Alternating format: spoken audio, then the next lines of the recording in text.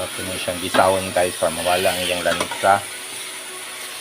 So, ano lang siya guys. So, yan ang gisawon na niya siya. When it turns brown, ato na siya butangan ng tubig. Para isunod na ito ilunod ang mga gulay. Thank you for watching.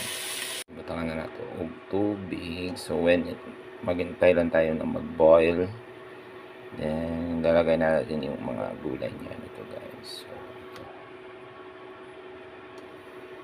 So atong takpan natin siya para maluto. Thank you for watching.